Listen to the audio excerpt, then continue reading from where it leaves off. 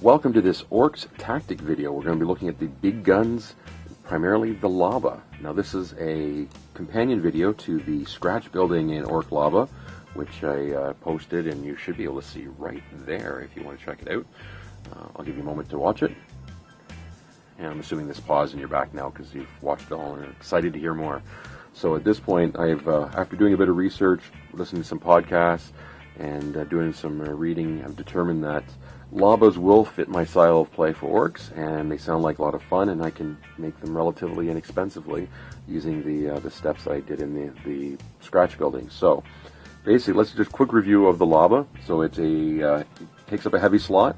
You can have the basic Lobba comes with for 25 points. You get the Lobba plus 2 grots. You can buy them in 3 per heavy slot, which in most cases going forward we're going to be doing everything in the 3s. That's the one I built in the video. This is a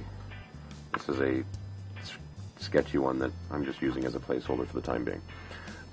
So basically you get them in 3s if you want, so 75 points. It's a strength 5, AP 5, heavy 1, barrage blast. So what that means is that it fires the regular blast template. Because it's a barrage weapon, that means, and normally there's 6 of these, the grots, not just the one. What that means is they don't need a line of sight to be able to shoot. So you can actually fire, and they have a 48-inch range, so you can fire behind a wall and not have to have a line of sight. So there's an advantage there. The other advantage they have is that when you are firing with these guys, because it's a barrage weapon, the idea is it's arcing over, you can actually specify where the target's going to hit and where the blast is going to do the damage. So, say we have our series of Dire Avengers, the ones I've been painting for the independent characters hobby progress report, and say you have this nasty X-Art you want to get rid of because he has defend and he's going to prevent your guys from getting a few, remove an attack from each of your guys. So you want to target him. So you place the blast template over here, and when calculating where the damage is located, it's actually coming from that circle outwards. So you can actually use these guys to snipe special characters or whatever that way if you want. Again, you got to hit, but I mean, good chance it'll happen. See, it just happened there. So another advantage there. Now the drawback with this is because it's a barrage weapon, when you roll your distance, normally you minus the ballistic skill. So in this case I would have 6 minus 3 of the ballistic skill of the grot, so it would be a 3-inch move. Because it's a barrage, it moves the full 6 inches. Now the other thing about barrage, when you're doing it in groups of 3 like this, and I'll move these guys out of the way just to make it a little clearer, when you determine where the first hit is, for the second and third target, you roll the scatter dice again, and then move it that distance, or move it that direction while still in base touch. So in this case, this one would go here, and the second one would go back to where the other one was before. So I actually should invest in a couple of these just to have multiple. So you can actually, theoretically, if you roll really well, you could get a hit, and a hit. And being strength 5, that means against your typical Marine or even any toughness 4 character or toughness 4 units, you're going to be hitting on 3s. And better on the weaker units.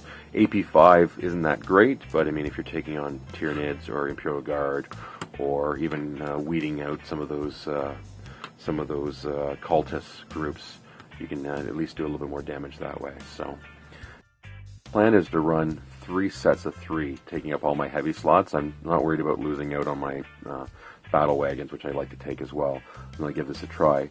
Now, the other advantage these guys get is in the new rules, they get the grots get the same toughness as the actual weapon. So in this case, I'm actually going to be having toughness 7 grots, which will be fantastic for them taking any kind of just regular fire, say bolters or shuriken catapults, being strength 5 or strength 4 versus toughness 7 means they need 6s to wound. So they should be a little bit more survivable. My only concern is about failing leadership. If there's only 2 per vehicle, I mean, you lose 1, and then I'm taking a leadership test on that. And with a leadership of only 5, I'm a little concerned that I'll be able to make those. So what I'm thinking is, is it worth taking the extra 10 points for the runt herder to get their leadership against 7 rather than 5? So I don't know if anyone's been playing these, if they have any comments, or if you take in the extra grots as well, because you can get up to 3 extra grots per unit. So you can technically have 5 per, so you get 15. But I'm not sure if because they don't get the mob rules, so you're not going to get that leadership based on the numbers. You just want to get a straight leadership of 5. So comment below if you have any suggestions or any thoughts on that. So basically at this point, it's just a matter of now I got to field them. So I've got a game planned for this weekend. I have to build a few more of these to be able to get prepared for it and get some grots in order to be able to do it. But I'll have a link for that shortly afterwards and see how this one goes. Because right now we're just doing a little bit of theory hammer, not actual based on experience. But I'll do a follow-up video and let everyone know how it goes and see how they play out. But I mean, really, as I said in the tutorial for the thing, these things took, once you've done a couple of them, it takes about maybe 20 minutes, half an hour to make them. And using plastic card that cost, 2 plastic card sets that cost about $20. Getting 9 Ludas for $20 is pretty good. The only thing that costs you any money is going out and buying the grots. So if you haven't thought about this is a good alternative to paying, well, at least in Canadian dollars, at $35.75 per Lobba. And that, you figure if you're getting 9 of them, that gets really pricey really quickly. So comment below if you have any questions. And if you like this video, please click on like and subscribe. And you can always check out the other battle reports we have. And if you have any comments, suggestions, throw them in the section below.